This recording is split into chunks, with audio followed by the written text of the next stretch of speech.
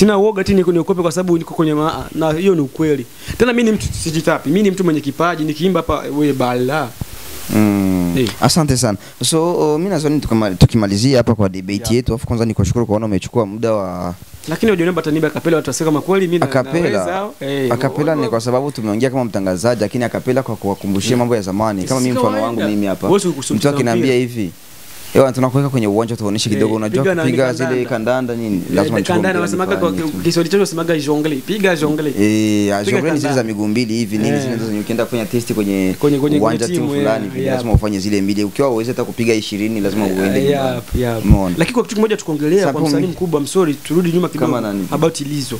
Manizo for Shizo mzizi wa Jizo. Unajua yule jamaa anajituma, lakini kuna kitu kimoja ambacho kule kwenye Jazz Production. Sasa kwanza nimeona siku hiyo Jazz Production wao ilikuwa pale mimi. Hebu nipe habari kwanza kitu kimoja. Hivi wasanii wetu wana nini haswa? Wanakwenda kusani kwenye Jazz Production. Sasa kuna makampuni zinaribu wasanii hicho kitu, unafahamu hicho kitu? Najua. Sasa imagine Jazz Production inakosa kitu gani ili iweze kumfanya basi leo kuwa msanii bora kwenye nchi yetu ya Burundi? Haijakosa kitu kwa sababu wanajamini pesa. Hawana pesa. Wangelikuwa na pesa basi kama sasa Lizo tunamsikia. Mimi sijamsikia hata Lizo.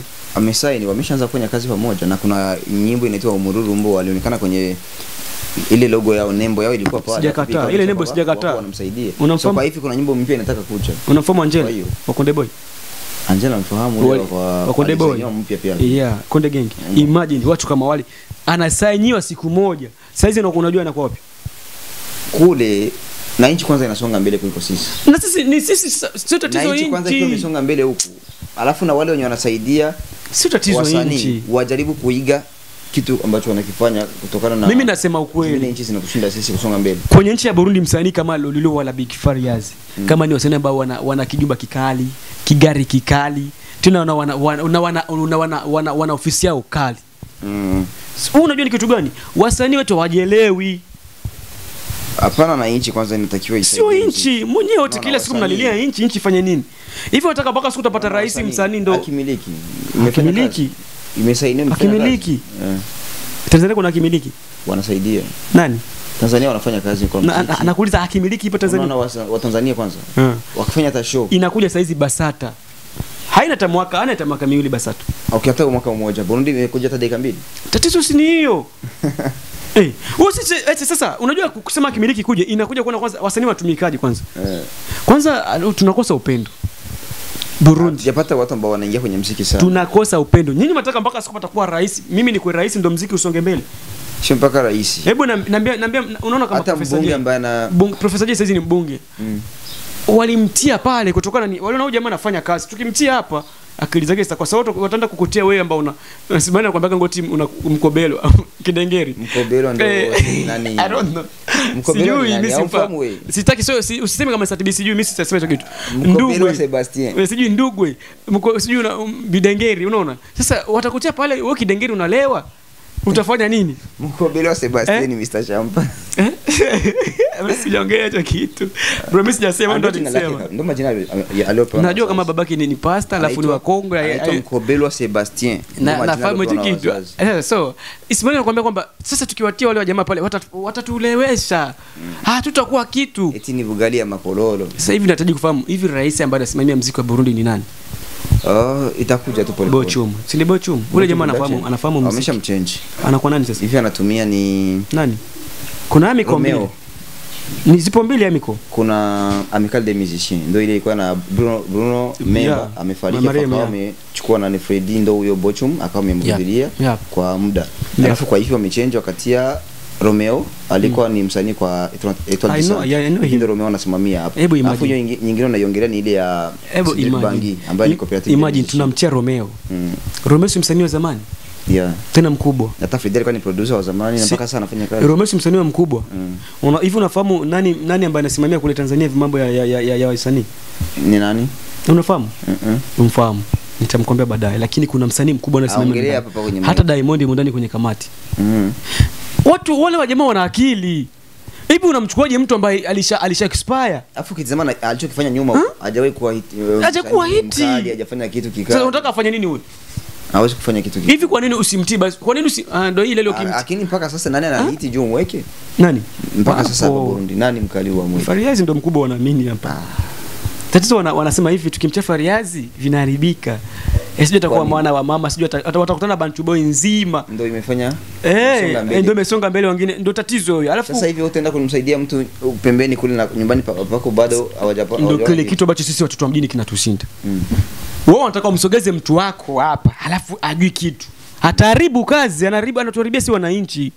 Chukua yule ambaye mwenye kipaji chake mpatie ikae. Umeona? Kama alivyosema Fariazi, mimi kuna neno alisema pale anakuambia kwamba hana mpango wa kumsainisha Q-Boy Msafi. Ulisicho kitu?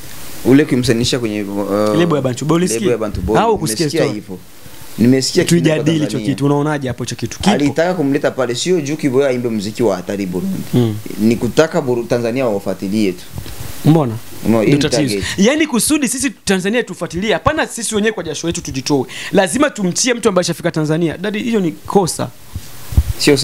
Sio sawa. Kosa. Hivi Diamond alichukua nani kusema Burundi mfahamu? Diamond. Nikamwambia njana alichukua nani Nigeria ile Burundi mfahamu? Njana anazozipitia Diamond au Konde Boy. Wale wakifika Burundi hata kama ikiwa show waliwaita.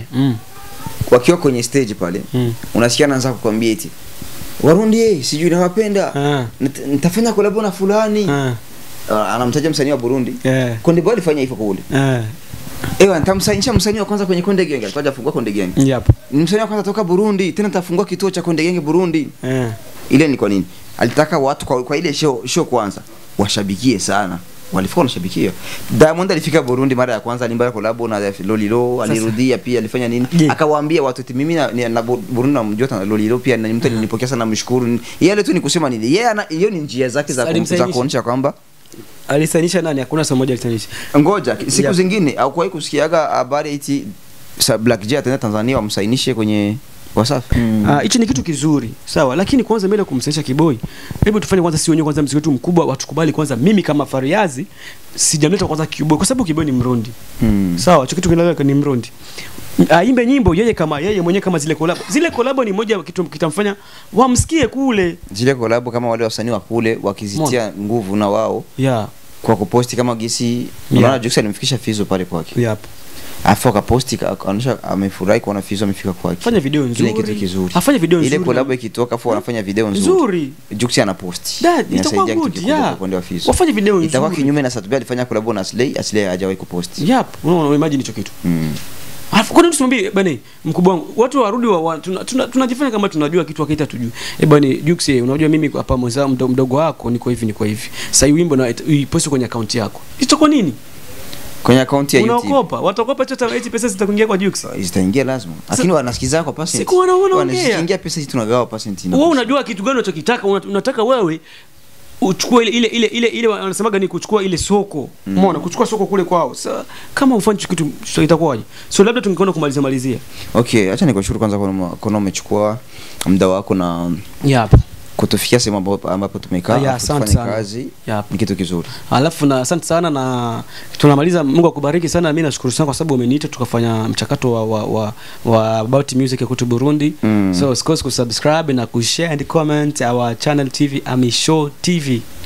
Yes, kama ilikuwa ni hivyo, ni Rossi presenter na nilikuwa pamoja na MB Boy promoter. Tulikuwa tukijadiliana na kufanya debate kwa muziki wa Burundi.